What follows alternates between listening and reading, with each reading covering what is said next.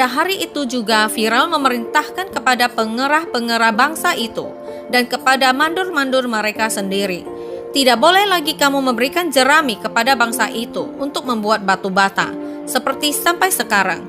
Baiklah mereka sendiri yang pergi mengumpulkan jerami.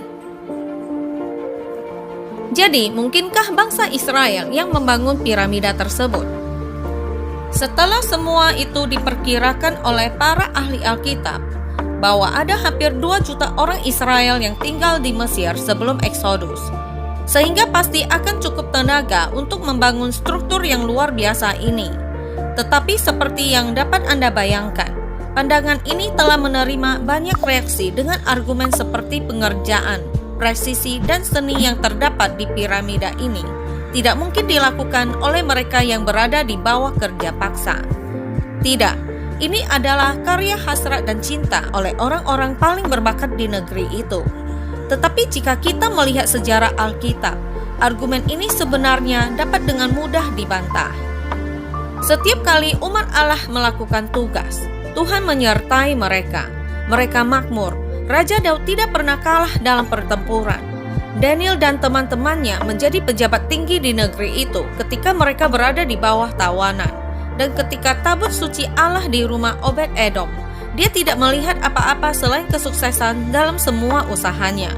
Jadi jika umat Tuhan benar-benar membangun piramida, saya pribadi mempercayainya.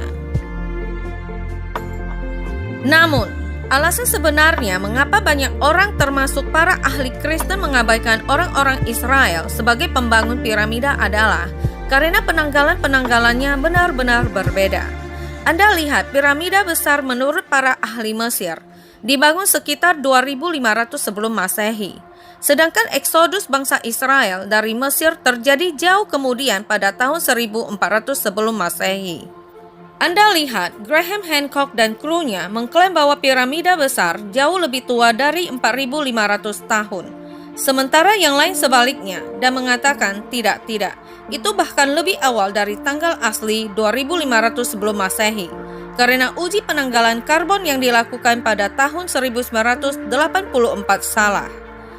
Soalnya, tes yang lebih baru dilakukan pada tahun 1995, dan mereka menyatakan bahwa tes pertama sudah hampir 2 abad, dan tidak hanya itu.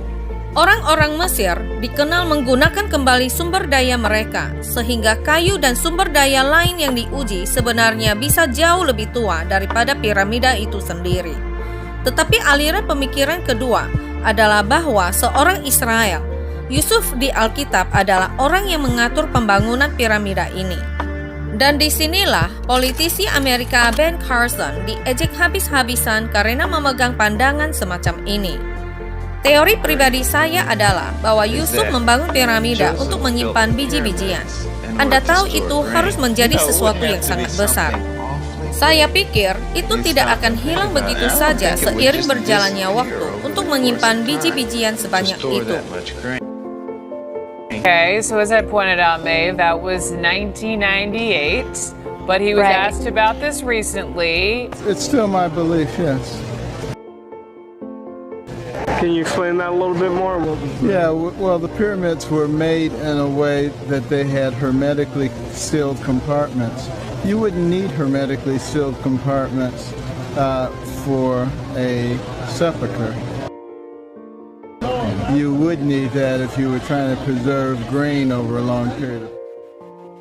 Nah, Ron Wyatt tentu memberikan beberapa bukti yang sangat menarik yang harus disertakan dalam diskusi kita. Alkitab berkata, maka Yusuf mengumpulkan segala bahan makanan ke-7 tahun kelimpahan yang ada di tanah Mesir. Lalu disimpannya di kota-kota. Hasil daerah sekitar tiap-tiap kota disimpan di dalam kota itu. Demikianlah Yusuf menimbun gandum seperti pasir di laut. Sangat banyak, sehingga orang berhenti menghitungnya, karena memang tidak terhitung. Ron Wyatt memperhatikan bahwa di kompleks Saqqara ada 11 lubang besar yang tidak dapat dijelaskan oleh orang Mesir. Tetapi dicatat bahwa ketika lubang ini digali, ditemukan butiran biji-bijian. Setiap lubang dihubungkan dengan saluran, dan hanya ada satu pintu masuk ke lubang biji-bijian tersebut. Dan Anda harus melewati kompleks ini untuk sampai ke sana. Ron percaya bahwa ini mungkin tempat untuk menjual biji-bijian kepada mereka yang datang ke Mesir selama 7 tahun kelaparan. Dan orang-orang akan duduk di bilik ini dengan meja kecil untuk menjual biji-bijian. Ron juga merekayasa kemungkinan replika mesin yang bisa digunakan untuk membangun piramida. Dia melakukan ini setelah mengamati hieroglif dan menemukan pegangan kayu besar yang disimpan di Museum Sejarah di Kairo. Tetapi saya dapat mendengar dengan tepat apa yang Anda pikirkan saat ini. Anda berkata, apakah ada bukti bahwa Firaun memiliki penasihat utama, seorang perdana menteri yang mengatur rakyat selama 7 tahun kesusahan itu? Nah, ketika saya tunjukkan ini, itu akan mengejutkan Anda. Ini adalah prasasti Mesir kuno. Tingginya 8 kaki dan di atasnya memberikan rincian catatan sejarah tentang kapan sungai Nil berhenti banjir. Dan oleh karena itu, orang-orang mengalami masa kelaparan selama 7 tahun, karena mereka tidak dapat bercocok tanam. Saya ingin tahu apakah itu terdengar familiar bagi Anda. Jadi Firaun pada waktu itu, Djoser memanggil seorang pemuda berbakat bernama Imhotep untuk meminta petunjuk. Imhotep menemukan solusi untuk masalah kelaparan, dan dengan demikian diangkat sebagai penasihat kepala Firaun, orang terkuat kedua di negeri itu setelah Firaun Djoser. Sekali lagi, apakah itu terdengar asing bagi Anda?